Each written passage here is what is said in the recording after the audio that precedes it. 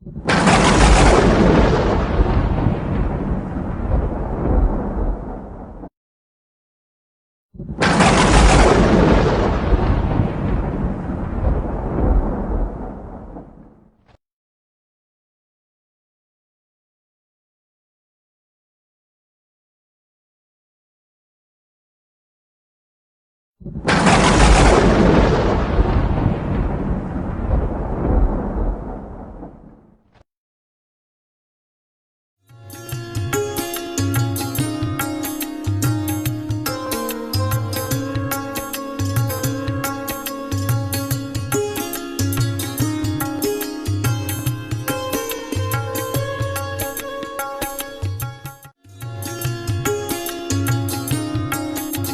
रहा, वो प्रमाण अधिक देता रहा, सदग्रंथों को रूबरू करके आपको इस सत्र पर लाया हूं कि अब जो दास मालिक की वाणी पढ़ कर सुनाओगा आपका सारी सत्य विश्वास होगा। यदि पहले मैं ये कथा और ये वाणी सुनाता रहा तो आप मन मार के बैठे रहते, ये कैसे हो सकता है, ये कैसे हो सकता है, आपके कर्म भी बिगड़ते रहते। भक्ति नाम लेने के बाद भी अगर गुरु जी के बातों पर अविश्वास होता है तो उसमें आपके नाम में फर्क पड़ता है, नाम कमजोर होता है, आपकी आस्था घटती जाएगी तो भगवान का भी हाथ हटता चला जाएगा। सब प्रमाण दिए, सदग्रंथ दिखाए ताकि आपको ABCD पढ़ाई भक्ति की और अब इस योग्य हुए हो कि इस गूढ़ रहस्यों को समझोगे जो सदग्रंथों में प्रमाणित है।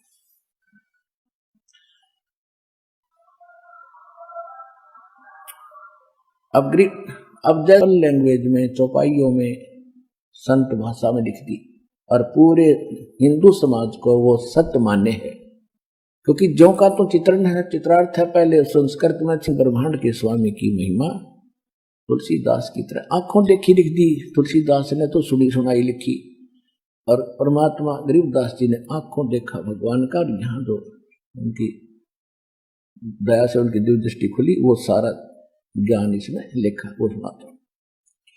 84 जंजीर अंत कोट ब्रह्मांड में बंदी छोड़ कहाए, सो तो एक कबीर है जननी जने नवाए। शब्द स्वरूप साहेब जनी शब्द से अंध सब माही, बाहर भीतर रम रहा जहां तहां सब ठाई। जल ग्रीव जल थल पृथ्वी गगन में वो बाहर भीतर एक, पूर्ण ब्रह्म कबीर हैं वो अवगत पुरुष अलेख। सेवक हो जाही। अब गरीबदास साहिब जी क्या बता रहे हैं? जल थल पृथ्वी गगन में बाहर भीतर एक, पूर्ण ब्रह्म कबीर है वो अविगत पुरुष अलेख। साकार है, उसकी उष्णता, उसका प्रकाश हमें यहां प्राप्त है। इसी प्रकार परमात्मा साकार है, एक देशीय शक्ति से सब कार्य हो। तो खिला दिया, तुम्हें भी मैं ऐसे ही खिला दूंगा, ऐसे ही रखूंगा, तुम मेरे अनुकूल चलो, मेरी मर्यादा में रहो, बस इतनी सी।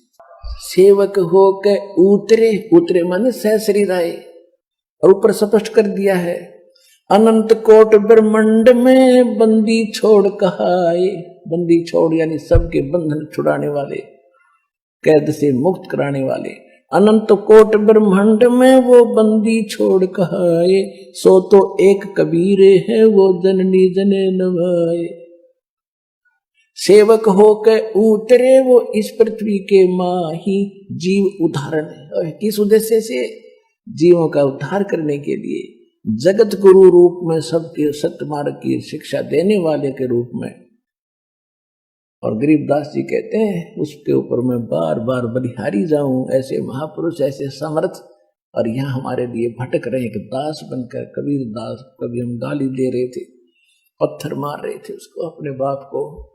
हमने काल की इतनी भांग पी रखी है। काशीपुरी कष्ट किया उतरे अदर अदारे।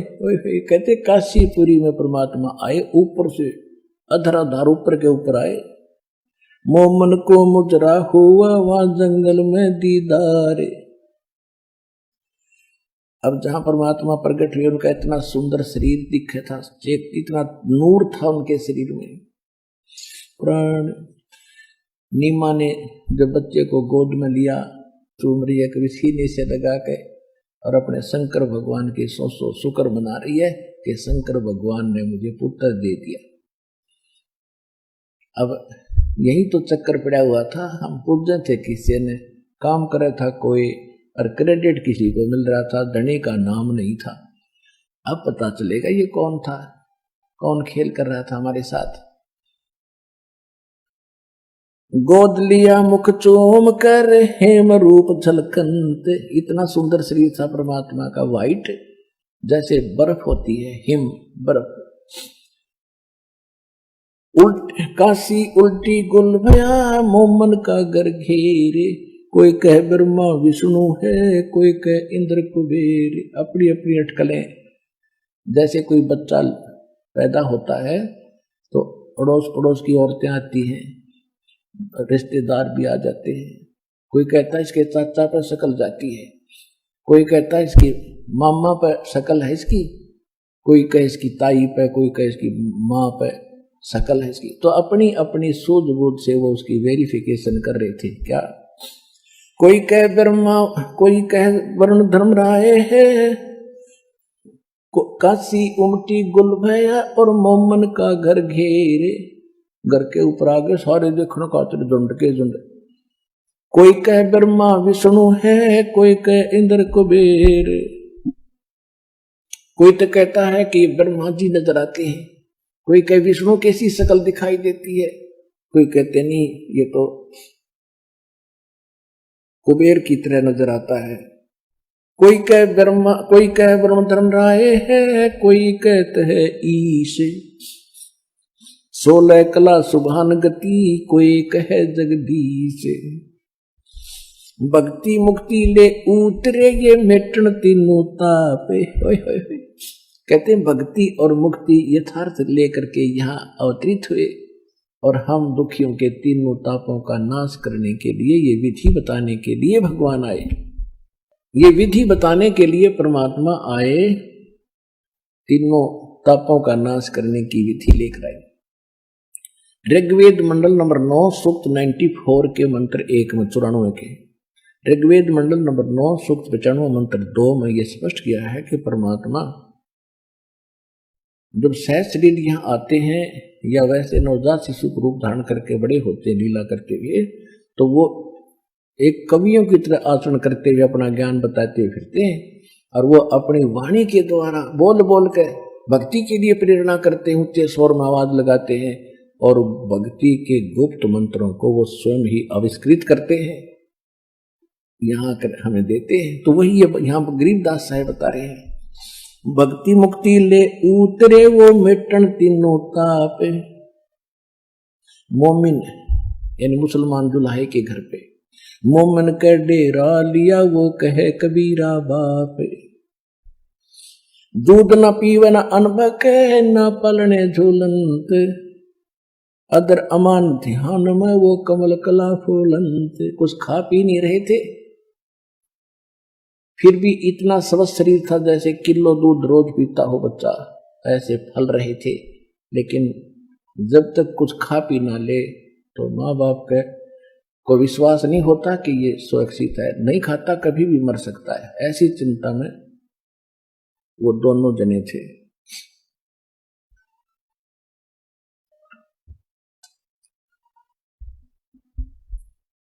अब खलक मुलक देखन गया राजा प्रजारीत, जम्बूदीप जहान में वे उतरे शब्द अतीत। जम्बूदीप, ये जम्बूदीप भारतवर्ष है। परमात्मा सहस्री राय अपनी शब्द शक्ति से, वचन से। दुनी कहे यो देव है, दुनिया कहे यो देवता दिखे, देव कहे ये ईश। ऊपर देवता बातें कर रहे हैं कि तो भगवान हो सकता है, यानी ये भगवान मानते हैं निराकार यानी साकार बन के आ गया है, निरंजन। ईश कहे पर ब्रह्म है ये पूर्ण विश्व भी, ईश है ये पूर्ण ब्रह्म है पूर्ण विश्व बीस। ये पार ब्रह्म है, यानी आप अपनी अटकल लगा रहे हैं। फिर कहते काशी गए कुरान ले धर लड़के का नाम, अक्सर अक्सर मैं फुरा धन कबीर बल जाओ में। सकल कुरान कबीर हैं हरफ लिखे जो लेख, काशी के काजी कहे ये गई दीन की टेक। बच्चे का नाम रखने के लिए मुसलमान भाई काजी आए। वो क्या करते हैं, कुरान शरीफ को खोलते हैं, खोल के जो पहला अक्षर होता है उसके आधार से वो नाम रखते हैं। कबीर का अर्थ बड़ा भी बताते हैं ये लोग काजी। तो कबीर शब्द था प्रथम, तो उन्होंने तुरंत वह पवित्र कुरान शरीफ बंद कर दी। फिर खोलने लगी, आपस में बतलाने लगे कि कबीर दुल्हाए का लड़के का नाम कबीर थोड़ा ही रखना चाहिए, कबीर माने बड़ा। देखो बेशक कहीं जैसे मुसलमान धर्म है जाति पाति नहीं मानते, लेकिन ऊपर से नहीं मानते, अंदर से जो की तो व्यवस्था है। तो उन्होंने सोचा था कबीर नाम किसी अच्छे घराने का रखेंगे तो ज्यादा पैसा मिलता है, इसको रखेंगे, इसमें तो 1 टका देना है, 2 मुट्ठी दाने दे देगा। तो उन्होंने सोचा बंद करो और देखते हैं।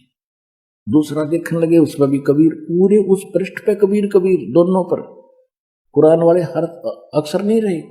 फिर और पलट कर देखा, सारी को कबीर कबीर कबीर लिखा सारा। परमात्मा बोले काजी कबीर नाम है मेरा, यही रहेगा।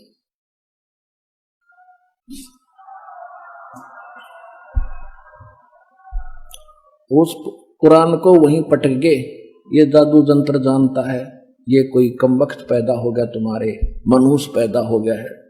इतना और भड़का दिया उनको, और पता नहीं क्या क्या बकवाद करी, और लंबी कहानी वो यहां नहीं सुनाऊंगा। तो बच्चे का नाम कबीर ही रखा गया। जहां गरीबदास जी कहते हैं काजी गए कुरान ले धर लड़के का नाम, अक्सर अक्सर मैं फुरा धन कबीर बलि जाऊंगी। सकल कुरान कबीर हुए हरफ लिखे जो लेख, काशी के काजी कहे या गई दीन की टेक। महाराज जी ने धर्म भ्रष्ट कर दिया, सारी कुरान कबीर कबीर लिखी गई, वही पटक गई। काजी गए पटक कर कुरान को। दूध न पीवन अनभक न पलने झूलंत, अदर अमान ध्यान में वो कमल कला फूलंत। ना कुछ खा रहा था ना पी रहा था।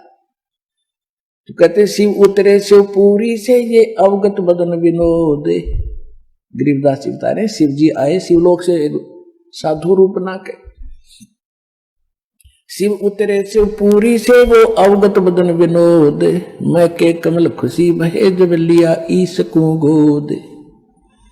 छोटे से बच्चे को जब शंकर भगवान ने गोदी में लिया, कहते हैं उसकी आत्मा खुश होगी, सारे शरीर में रोम रोम करने लगे शंकर भगवान के।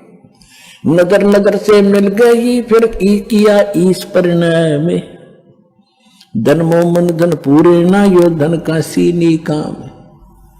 अब शंकर भगवान साधु रूप में नीरू को बता रहे थे कि धन है तेरा ये सारा काशी नगर, और तेरा घर धन है जिसके घर ये भगवान आगे माई। और ये बालक मरेगा नहीं, मरने का वाला नहीं है। तो माई कहने लगी नीमा के महात्मा जी ये सुख की सांत्वना से मेरा दिल डटने वाला नहीं है, ये कुछ खावेगा तो मेरा दिल डटेगा, यह सांत्वना मुझे आपकी संतोष नहीं दे सकती। अब क्या बताते हैं,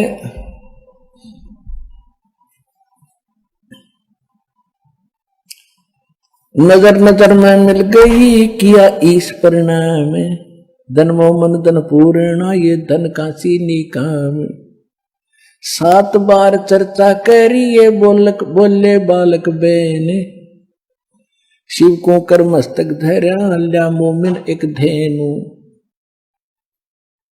कहते हैं कबीर परमात्मा की छोटे बच्चे की 25 दिन के की और शिव जी की साधु रूप में 7 बार चर्चा हुई और माई खड़ी खड़ी देख रही थी, साथ में नीरू खड़ा था। अन ब्यावर को दूहत है, कुंवारी को दूहत है, कुंवारी बछिया को दूहा। दूध दिया तत्काल, पीवे बालक ब्रह्म गति, ता शिव भय दयाल। 6 मास के जब हुए, नित नैनावार दे, चरण चरण नित पूरी में, याद शिक्षा नित ले। 6 महीने के लीला में शरीर में परमात्मा हुए, तो उसी समय पैदल चल पड़े थे, पांव चलने लगे थे।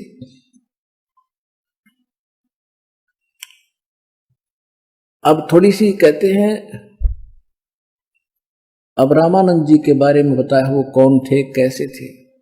भगति दरावड़ देश थी, यहां नहीं एक रिंच, ऊत भूत की धामना या पाखंड और परपंच।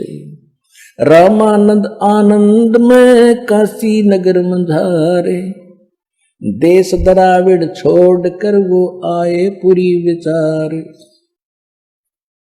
अब स्वामी रामानंद जी के साथ आगे लिंक होता है इस कथा का, इसलिए गरीबदास जी ने बीच में थोड़ा हिंट दिया है कि स्वामी रामानंद जी ये बहुत बड़े विद्वान ब्राह्मण माने जाते थे, वेदों गीता पुराणों के। और काशी एक हमारे पूरे विश्व के अंदर काशी अध्यात्म का एक केंद्र माना जाता है। तो जब रामानंद जी द्राविड़ देश में दूर रहने वाले थे, उन्होंने जब देखा कि ऐसे पवित्र नगरी में ये नकली ब्राह्मणों ने वहां पर ऊत भूत की पूजा, पाखंड प्रपंच का प्रचार कर दिया है, तो वहां जाकर उन्होंने वेद शास्त्रों गीता अनुसार ज्ञान देने की सोची और वहां आकर रहने लगे। लेकिन उनके विचारों से, क्योंकि लोग संस्कृत बहुत बोलते थे, एजुकेटेड, बचपन से पढ़ने लगते थे, तो वहां की आसपास के क्षेत्र के लोग बड़े प्रभावित हुए कि रामानंद जी बड़े विद्वान पुरुष है, जिस कारण से ब्राह्मणों के एजुकेटेड बच्चे उनके शिष्य हो गए और 1400 ऋषि शिष्य बना दिए, जो केवल वेद गीता और पुराणों के आधार नाम लेकर के वो प्रचार करते थे। तो लोगों में कुछ वहां भक्ति पनपी, और लेकिन वो पाखंड भी बराबर चल ही रहा था। तो उसी समय क्या बता रहे हैं कि रामानंद भक्ति दरावड़ देश थी, यहां नहीं एक रिंच, काशी में ऊत भूत की धावना, पाखंड और परपंच। रामानंद आनंद में काशी नगर मंझारे, देश दरावड़ छोड़कर वो आगे पुरी विचार। काशी में आगे ये विचार करके योग युक्त प्राणायाम कर जीता सकल शरीर, त्रिवेणी के घाट में वो अटक रहे बलबीर। बचपन से ही ब्रह्मचारी थे स्वामी रामानंद जी, और योग साधना आदि करके, मेडिटेशन करके उसने अपने आप को मान रखा था कि मैंने बहुत बड़ी उपलब्धि कर ली है, अपने शरीर को साध लिया है। योग युक्त प्राणायाम कर जीता सकल शरीर, लेकिन त्रिवेणी के घाट पर वो अटक रहे बलबीर। आगे चल के 3 रास्ते हो जाते हैं, उसको त्रिवेणी बोलते हैं। अभी तक किसी को ज्ञान तो था ही नहीं। जब हम यहां से चलते हैं, त्रिवेणी किसको बताते हैं कि जहां इला और पिंगला आगे जाके सुषमना में मिल जाती हैं, वहां उनको कहते हैं त्रिवेणी। नहीं, इससे आगे चल के जब हम त्रिकुटी पर पहुंचते हैं, त्रिकुटी के बाद फिर 3 रास्ते होते हैं। त्रिकुटी के बाद 3 रास्ते, वो त्रिवेणी कहलाती है।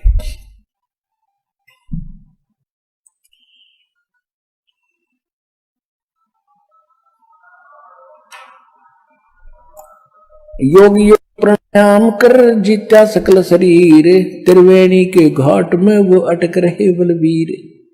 तीर्थ व्रत एकादशी और गंगोदक स्नाने, पूजा विधि विधान से सर्व कला सूर ज्ञान। करे मानसी सेव नित आत्म तत्का ध्यान, छठ पूजा आरंभ गति धूप दीप बंधान। 1400 चेले किए काशी नगर मझारे, 4 संप्रदा चलत हैं और 52 दरबारे।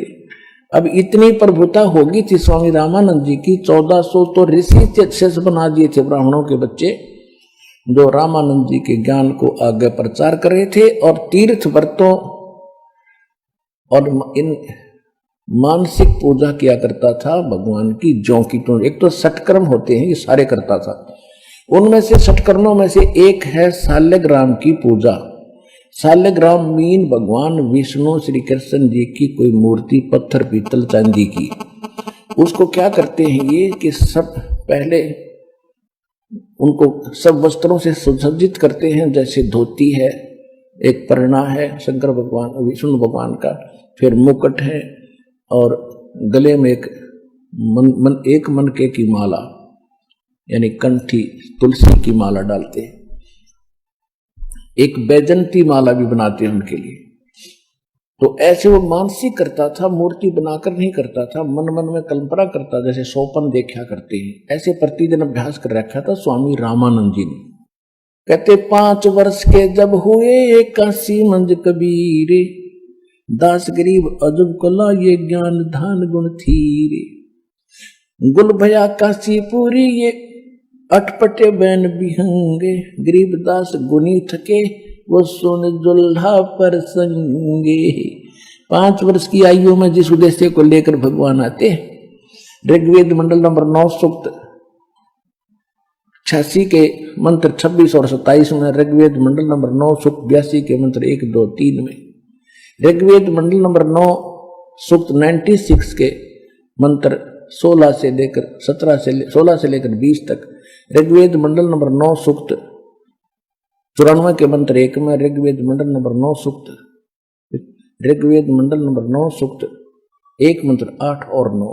ये कंप्लीट ज्ञान है इस परमपिता कबीर भगवान का, कि कबीर देव कबीर साहब सतलोक में रहते, राजा के समान देखने में राजा की तरह बैठे सिंहासन पर, ऊपर सिर पे मुकुट है। अत्यंत कभी प्रत्येक युग में एक शिशु रूप धारण करके एक लीला करते हैं, जिसको निसंतान दंपति उठा ले जाते हैं, फिर धीरे धीरे लीला में करते हुए बड़े थोड़े से ऊपर बड़े होते हैं तो बचपन से ही प्रचार करना शुरू करते हैं, क्योंकि वो अच्छी आत्माओं को मिलते हैं, उनको ज्ञान देते हैं, तत्व ज्ञान समझाते हैं, कवियों की तरह आचरण करते फिरते हैं, जिस कारण से वो प्रसिद्ध कवियों में से भी एक कवि भी कहलाते हैं, लेकिन वो होते हैं परमात्मा। तो उसी आधार से तो वही प्रमाण गरीबदास साहब दे रहे हैं। क्या बता रहे हैं?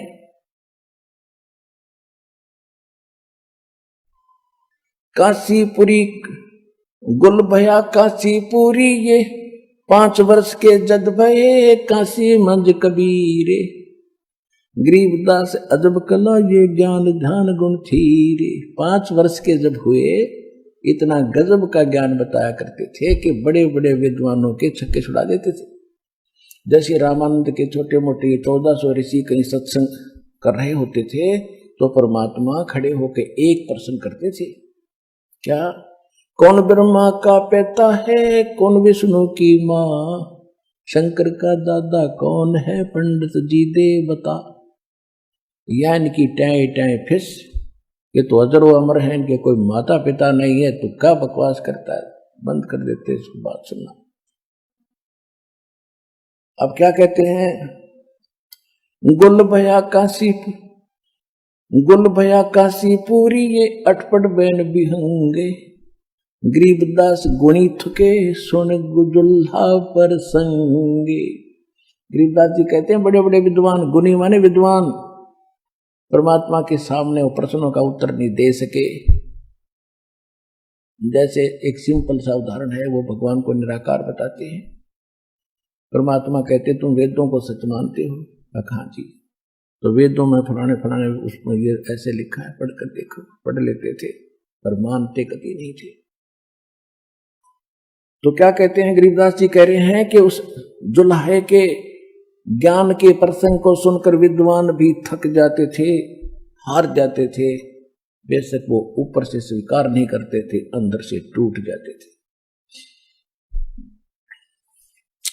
अब परमात्मा ने क्या लीला की? परमात्मा की यही कोशिश रही है कि सबसे पहले क्यों ना मैं इस रामानंद को सेट कर दूं, जो इतना प्रचार कर रहे, फिर ये हो सकता है मेरे वाले ज्ञान को बता दे, मेरा काम हल्का होगा। तो परमात्मा ने सोचा, एक दिन लीला के हो चुके थे। लीला की रामानंद जी प्रतिदिन स्नान करने के लिए जाया करते थे गंगा के घाट पर। एक पंच गंगा घाट ब्राह्मणों ने महापुरुषों के नहाने के लिए बना रखा था। ब्राह्मण नहाते थे उसमें, प्रतिदिन जाते थे मुंह अंधेरे वक्त से।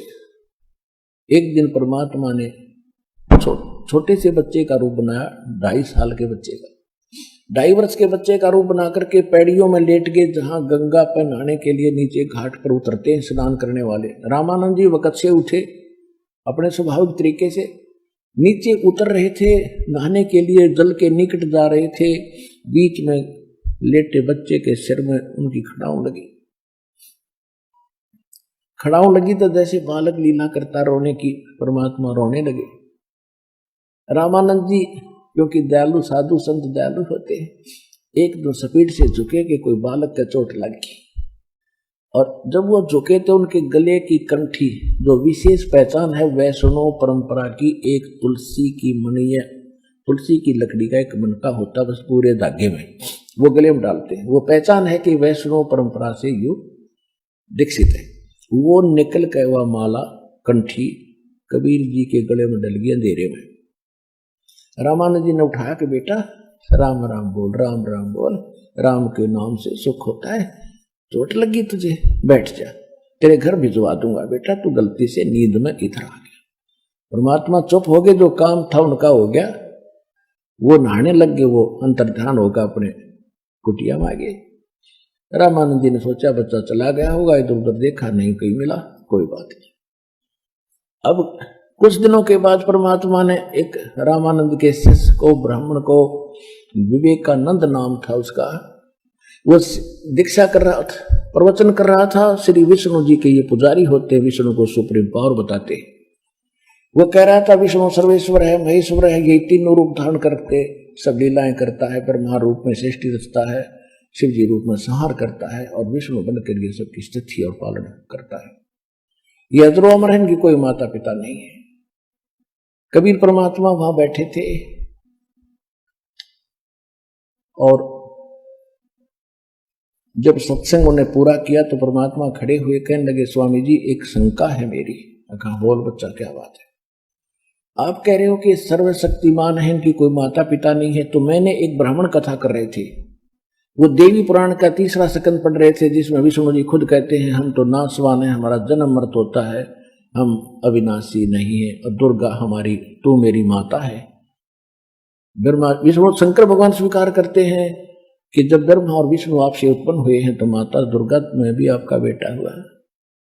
आप कहते ऐसा है नहीं। एक शिव पुराण सुना रहा था ब्राह्मण, वह मैंने सुना था रुद्र संहिता के अंदर, ये ब्रह्मा और विष्णु जैसे सदाशिव और काल रूपी ब्रह्म और दुर्गा के संयोग से विष्णु जी की उत्पत्ति हुई, इसी प्रकार ब्रह्मा जी कहते मेरी उत्पत्ति हुई इन दोनों के संयोग से। आप कहते हो उनके जन्म माता पिता नहीं है। अब वो तो साथ रखा करते पुराण, रोटी उन पर खा रहे थे, उठा कर देखा, दोनों देखे, जो कहते उपाय बंद कर दिए। संस्कृत में होते थे, कहेंगे झूठा है, पाखंडी है, तू कौन है, कहां से आ गया, क्या नाम है तेरा, क्या तूने कोई गुरु बना रखा, तूने तिलक विलक लगा रखा है वैष्णव परंपरा का, क्या तूने कोई गुरु धारण किया? कहां जी, कि किसको गुरु बनाया? कि जो तूने बना रखा है वही मैंने बना रखा है। कहने लगा मैंने बना रखा है, तेरी क्या जाती है? मोल करो तरवार का, ये पड़ी ऋण दो म्यान। तो परमात्मा तो बोले नहीं, जो श्रोता ब्राह्मण और श्रोता थे दूसरे, वो कहने लगे ये नीरू का पुत्र है, जुलाहे का, ये धानक है भाई, स्वामी जी धानक है, जुलाहा है ये। तो उसको तो फिर बहाना मिल गया, विषय बदल दिया कि देखो लोगों कितना झूठा है, पाखंडी है, ये जुलाहा है, और कहता है मैंने रामानंद जी को गुरु बना रखा है, मेरे गुरु जी स्वामी रामानंद जी है, और ये तुम्हारे सामने कह रहा है कि मैंने उन्हीं को गुरु बनाया। कल तुम भी आना सारे स्वामी जी के पास, मैं कंप्लेंट करूंगा, प्रार्थना करूंगा, और इसकी साथ आएगी, देखना झूठा। हमारे गुरु जी तो इन शूद्रों को निकट भी नहीं आने देते।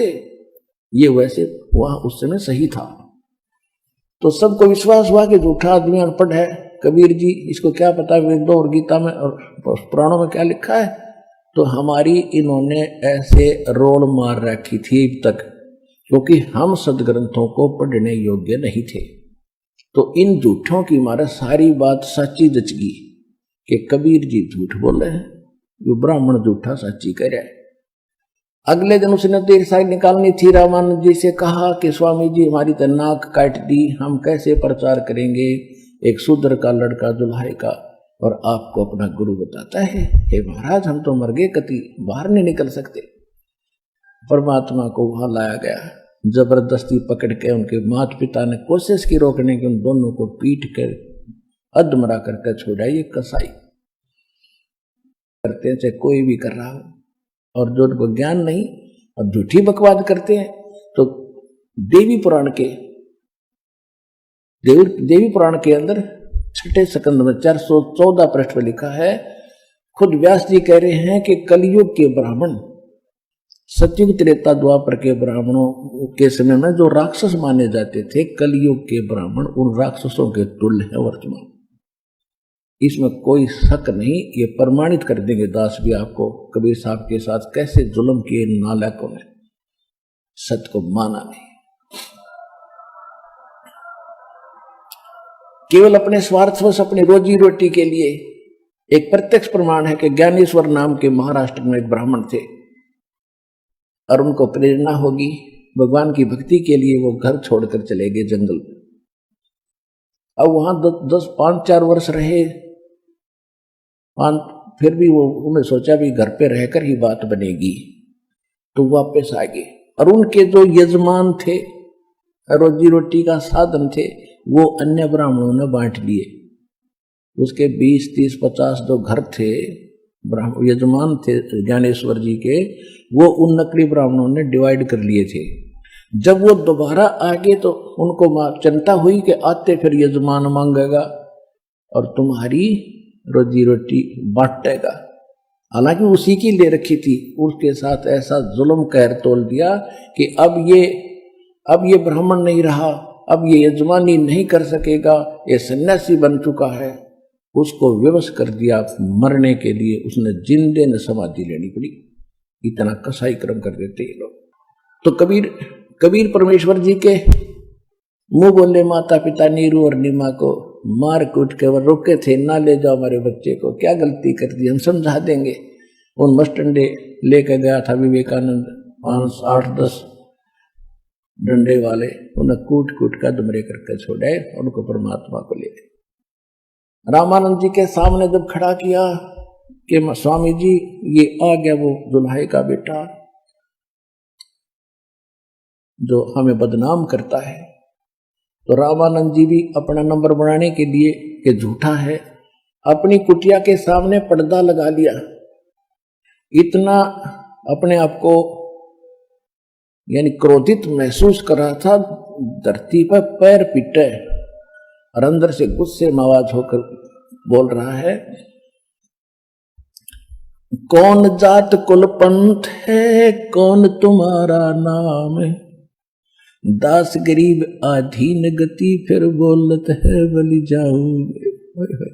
आपकी एमिट बात देखना, इस वाणी को पढ़ते समय आंखों से आंसू बहा करेंगे, और ये परमात्मा के प्रति आपकी आस्था का प्रतीक होगा।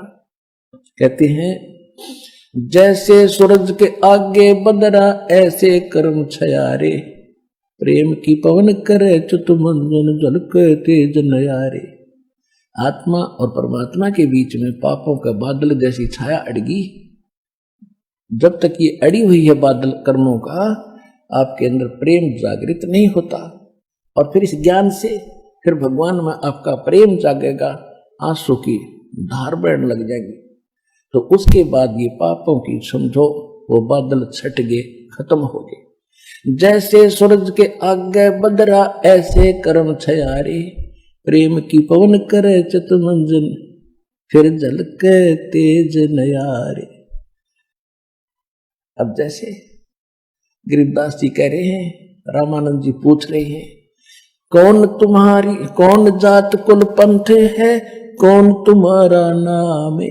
रामानंद जी पूछ रहे और गरीबदास जी क्या बता रहे हैं, दास गरीब आधीन गति फिर बोलत हैं बलि जाऊं में, कि सारी सृष्टि के मालिक सर्वशक्तिमान 5 वर्ष के बालक के रूप में एक सच्चे शिष्य की भूमिका करते हुए विनम्र भाव से अधीन होकर प्रश्न का इंतजार कर रहे हैं। बोलो गुरुदेव क्या कहना चाहते हो।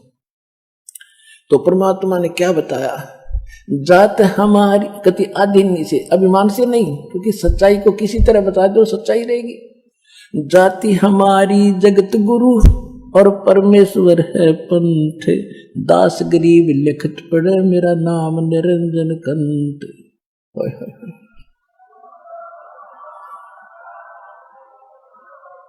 परमात्मा ने कहा कि अगर मेरी जाति पूछते हो तो जग मेरा पंथ पूछता है तो मैं परमेश्वर, और परमेश्वर ईश्वरेशु समर्थेशु परमश्रेष्ठ है, सह परमेश्वर है।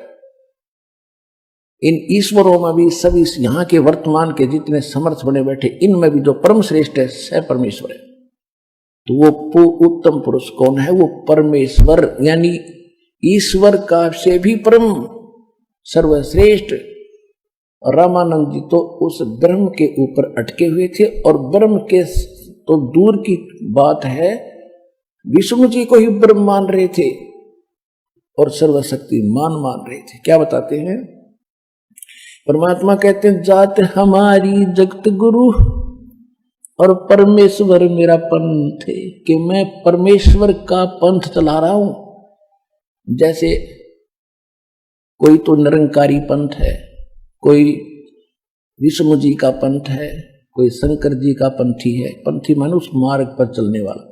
तो कबीर परमात्मा कहते मेरा वो परमेश्वर वाला पंथ बताने आया हूं, मैं सारी सृष्टि को ज्ञान देने वाला जगत गुरु हूं, और मेरा नाम है पूछता है तो मैं परमात्मा हूं। अब परमात्मा सबज धानक दुल्हे का बेटा कहे तो कैसे गले उतरे उस विद्वान ब्राह्मण के, कर्महीन के। क्या बोले, रे बालक सुन दुर्बुद्धि घटमट तन आकार, दास गरीब दर्द लगा जब हो बोले सर्जनहार। रामानंद जी कहते हैं कि ए दुर्बुद्धि, ए बुद्धि भ्रष्ट बच्चे, तेरा शरीर दिखाई देता है तो अपने आप को निरंजन भगवान बता, क्योंकि ये तो निरंजन पर टकरे है। हमारे गांव में एक नाथों का डेरा है, और जो अस्तल बोहर से जुड़े हुए हम उस बाबा वो नाथ था उससे जुड़े हुए ये, तो वो आते थे जब दीक्षा मांगने के लिए, तो वो बाबा आता था, हम छोटे छोटे थे, वो कहा करता अलख निरंजन माई अलख निरंजन। बेटी के बाप शुरू में काल का नाम ले तो आती, अब पता चला वो तो काल का दूत था। तो ये अलख निरंजन को उत्तम मान रहे हैं, तो गरीब परमात्मा कह रहे हैं कि मेरा वो निरंजन नाम है, थारे भगवान वाला समझ लो। वैसे वास्तव में निरंजन परमात्मा कबीर जी ही हैं, ये नकली निरंजन है, ये झूठे हैं। कहते हैं निरंजन है अंजन के माही, अंजन माने माया, निरंजन माने माया रहित। ये देखो ये सब झूठे अपने आप को भगवान बताते रहे, भगवान है ही नहीं, ऐसे ये निरंजन बने बैठे हैं, और इन्होंने इसी निरंजन ज्योत निरंजन काल को मालिक मान रखा। तो इसलिए भगवान कहते हैं कि मेरा जो निरंजन नाम समझ ले। अब उस निरंजन को ये मानते निराकार, और यहां रामानंद जी उल्हाने दे रहा है कि तेरा शरीर दिखाई दे, तेरा आकार है, और फिर भी तो कहता है मैं भगवान हूं। अरे दुर्बुद्धि तुम, रे बालक सुन दुर्बुद्धि घटमट तन आकार। अब गरीबदास जी कह रहे हैं कि भगवान ने अपने आप को परमात्मा कह दिया, इस बात का दर्द हो गया उस रामानंद दुर्बुद्धि को। रे बालक सुन दुर्बुद्धि घटमट तन आकार, दास गरीब दर्द लगा जब हो बोले सृजनहारे। गरीबदास जी कहते हैं कि रामानंद जी को दुख हुआ इस बात का जो भगवान ने अपने आप को भगवान कह दिया, उसकी अज्ञानता के कारण दुख था। पुण्यात्माओं, आने वाले समय में आपको ये अमर कथा सुनाया करूंगा, आपकी आंखों से आंसू बहा करेंगी, लेकिन इसके सुनने के लिए तैयार कर रहा हूं पहले आपको कि ताकि दास जो बोले था आपके सारी अंदर समावे। इसलिए ये कथा, ये प्रमाण देख देख आपको इतना फीड कर रहे हैं, इतना सीडी वगैरह डीवीडी बनाकर भेज रहे हैं, आपको सिम कार्ड मेमोरी कार्डों में सत्संग सुना रहे हैं, ताकि आपका जो अंधेरा हट जाए। फिर आप कथा सुना करते थे रामायण महाभारत की, हो तो आपने बैली का प्रथम कक्षा का कैदा दिखाई दिया करेगा इस ज्ञान के सामने। और फिर आगे आने वाले समय में क्या होगा,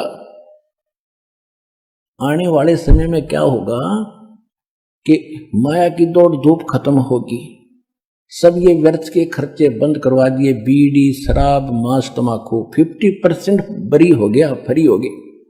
उसके बाद रही ये परंपराएं, ब्याह शादी बकवाद नाचने गाने चोचक बात, ये कति बंद करेंगे। फिर समय क्या रहेगा, रोटी के लिए कुछ काम किया, बाकी समय आके कथा सुना करोगे और गदगद हो जाया करोगे। टीवी चैनल बना रखे, टीवी चैनल चला करेंगे तुम घर बैठकर, जैसे पहले महाभारत सुना करते थे, काम छोड़ छोड़ कर सुना करोगे, वो दिन आएगा।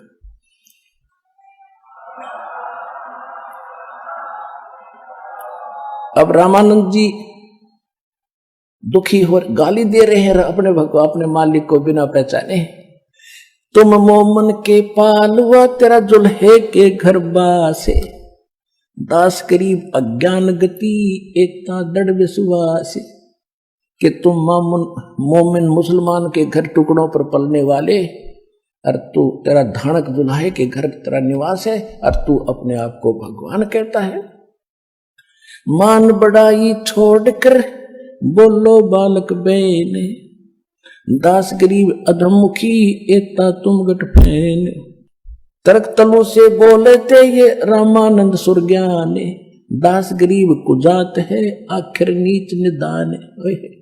अब अंदर गालियां देनी शुरू कर दी रामानंद जी ने कि आखिर में तू नीच है ना, कुजात है, तेरी मां का बेरा ना तेरे बाप का पता नहीं, इसलिए तू बकवाद कर अपने आप को भगवान बता रहा है। फिर क्या बताते हैं,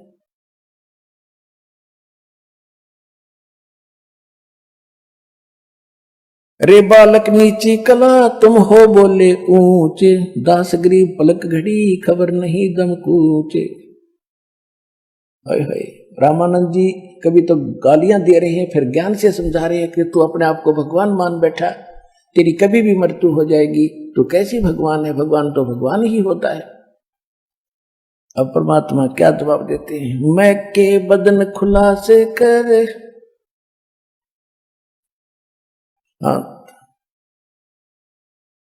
मैं के बदन खुलासे कर,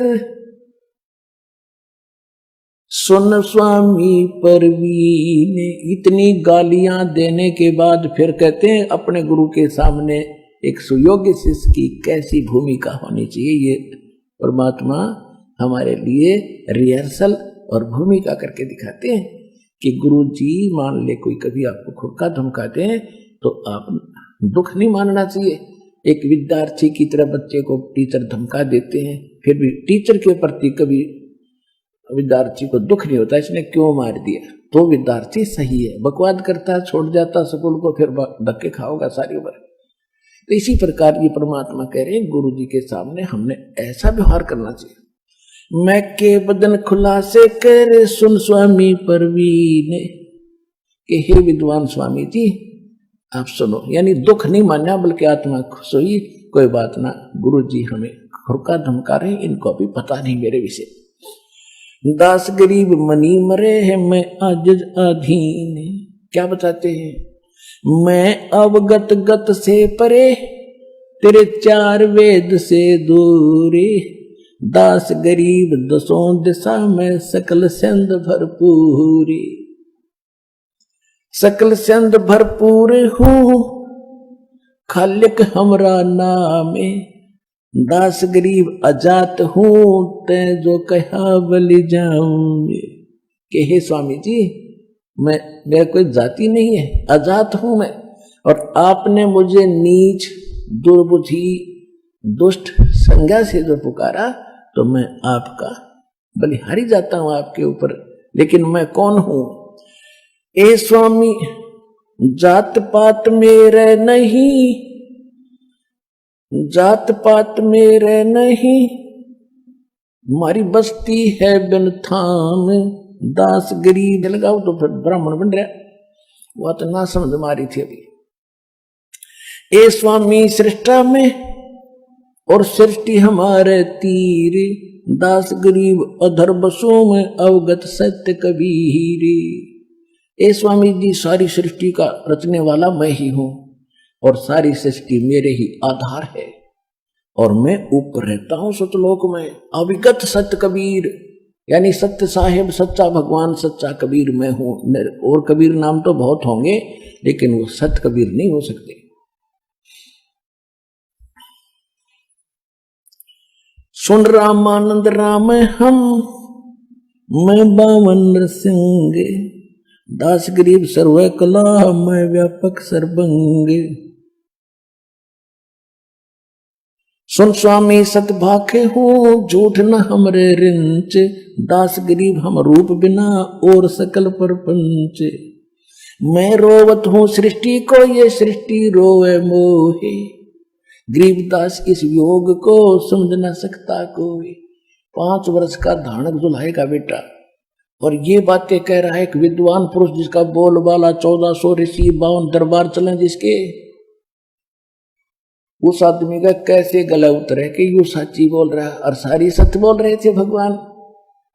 फिर परमात्मा ने उसको समझा के ठिकाने बुद्धि लाई उसकी।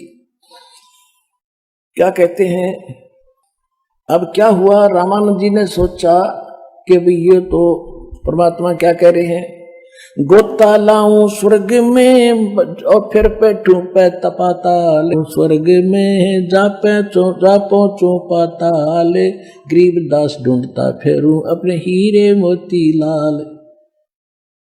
रामानंद जी ने सोचा भाई इतनी दृढ़ता के साथ ये बात कर रहा है, लेकिन इस बात को पहले अवश्य मानते थे सभी कि भाई पता नहीं भगवान किस रूप में आ जा। और भगवान के लिए भटक ही रहा था वो, बचपन से संत हुआ, भगवान ना मिलने से फिर ये प्रभु बन जाते हैं, गुरु बन गए, फिर वो महिमा होगी, भगवान किनारे रख दिया, आप भगवान बन गए, सब कवान लग गए। ऐ तरह के सोच। तो रामानंद जी ने सोचा भी मैं पहले अपना कर्म कांड रह गया, उसका कुछ भक्ति अंश रहता था। उसने कहा कि इसको खड़ा रहे तू बाहर, अब इसको बाहर ही रखो, मैं पहले अपनी पूजा कर लेता हूं, फिर इसके बाद इससे बात करूंगा। अब उस दिन क्या लीला की, मालिक ने, रामानंद जी प्रतिदिन मूर्ति पूजा करते थे, लेकिन करते थे मानसिक, जैसे सपना देखा करते हैं, और वो उसका दृढ़ विश्वास अभ्यास हो गया था। प्रतिदिन 1 मिनट बैठते ही वो प्रक्रिया शुरू हो जाती थी। वो कैसे करता था, जैसे भावना बनाने के लिए करता था कि गंगा जल लाया, जैसे अपने सिर पे मटका रखे, वहां उतारा, भगवान की शालिग्राम मूर्ति के सब कपड़े उतारे, सब सोपन की तरह, सोपन में जो देखते ऐसे चलचित्र की तरह, सब कपड़े उतार कर भगवान को नहाया गंगा के जल से, फिर स्वच्छ कपड़े पहना दिए, माथे में तिलक लगा दिया, मुकुट रख दिया। अब ये कर्म कांड के अंदर, सटकर्म के अंदर ये क्रिया आती है कि भगवान को जब मुकुट रख देते हैं पहले पूजा के बाद, वो मुकुट उस दिन नहीं उतारा जाना चाहिए, वो अगले दिन जब स्नान के समय ही उतारा जाए। यदि बीच में उतार दिया तो पूजा खंडित होगी, और वो फाइनल अंत में रखा जाता है जब सब क्रियाएं हो जाएं। कपड़े भी बना दिए, नहा भी दिए, और गले में एक तुलसी की कंठी माला जरूर डाला करते थे, और फिर वो तिलक लगाते, फिर मुकुट रखते, सब कुछ कर दिया। वो कंठी डालना भूल गए, जब नजर गई स्वप्न में कंठी अलग रखी है वो माला। अब रामानंद जी ने सोचा भी गलत हो गया, तो मुकुट उतारूंगा तो पूजा खंडित, और कंठी नहीं डली तो पूजा खंडित। दूसरा, भगवान आज कौन सा पाप मेरा आगे अड़ गया, आज तक मेरे से गलती कभी हुई नहीं थी भक्ति में, दाता मैं, मेरे से माफ करो भगवान विष्णु जी, मुझसे क्या गलती होगी। अब उसने ऊपर से डालनी चाहिए तो मुकुट में फंस गई, वह माला डला नहीं, सोचा बड़ा कब बात बिगड़ गई भाई, कोई भगवान रुष्ट हुआ मेरे से। तो परमात्मा बाहर खड़े थे, कबीर जी 5 वर्ष के बालक के रूप में, बीच में पर्दा लगा हुआ था मोटा, और वो बाहर कोई वस्तु भी नहीं, तो स्वप्न की तरह देख रहा था। जो परमेश्वर ने बाहर से कहा, जब देखा दुखी रामानंद जी को, ए स्वामी गुंडी खोल कर फिर माला गल डारे, गरीबदास इस भजन को समझ सके करतारे।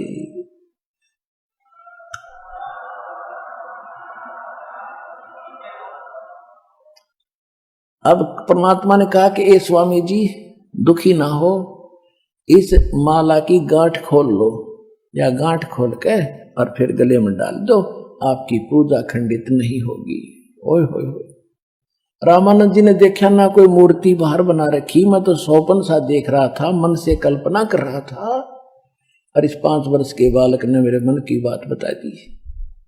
कहते डोडी पर्दा दूर भगा, वो पर्दा लगा रखा था, दूर फेंक दिया, एकदम बाहर आया। पुण्यात्माओं, इसको कहते पंडित। ब्राह्मण सोए जो ब्रह्म पछाने, पंडित यानी ब्राह्मण वही होता है भगवान के लिए भटक रहा है, और सामने भगवान आ गया और उससे फिर समाज को देखकर लोक लाज में भगवान से दूर रहता है, वो भक्त नहीं है। तो रामानंद जी के सामने एक समय एक तो तरफ भगवान खड़ा, दूसरी तरफ उनकी महिमा खड़ी थी कि वो छूते भी नहीं अछूत को, और सारा समाज क्या धिक्कारेगा, सब भाग जाएंगे, चले चले भाग जाएंगे। लेकिन इसको ब्राह्मण कहते हैं। उसने लोक लाज और भाड़ में जाओ यो संसार, भगवान के लिए भटक रहा है, सामने खड़ा। कहते डोडी पर्दा दूर कर लीन्या कंठ मिलाए, छाती के गले कर चिपका लिया। गरीबदास गुजरी बहुत जब बदने बदन मिलाए। कहते हैं उसको स्वामी परमात्मा को, जब कबीर जी को जुल्हाए को सीने से मिलाया लगाया, तो अंदर तो दुखी तो बतेरा था, समाज के कहेगा, पर नहीं डटा गया, भगवान चाहिए मुझे। डोडी पर्दा दूर कर फिर लीना कंठ मिलाए, लगाए गरीबदास गुजरी बहुत जब बदने बदन मिलाए। मन की, अब रामानंद जी कहते हैं, मन की पूजा तुम लखी ये मुकुट माल परवेश, गरीबदास गति कौन लखे तेरा कौन वरण को देखे। ये तो दीक्षा तुम दी ये मान ली मन मोर, गरीबदास कोमल पुरुष और हमरा बदन कठोर। जो पहले परमात्मा कह रहे थे कि मेरा शरीर आप जैसा नहीं है, जब तो ना यकीन हुआ था, अब कहते फिर क्या कहते, मन की पूजा तुम लखी, कि मेरे मन की जो पूजा मानसिक में कर रहा था, हे भगवान आपने जान ली और आप तो परमात्मा हो। मन की पूजा तुम लखी ये मान लिया, मन की पूजा तुम लिखी ये मुकुट माल परवेश, गरीबदास गति को लखे तेरा कौन वर्ण को बेख। कह लगे रामानंद जी, हे परमात्मा आपने कैसे पहचाने हम तुच्छ बुद्धि के जीव, आप सारी सृष्टि के मालिक रीते अंतर्यामी हो आप। और एक जुल्हाए के घर में और 5 वर्ष के बालक के रूप में आप खड़े हो, आपको हम बाल परवेश गरीबदास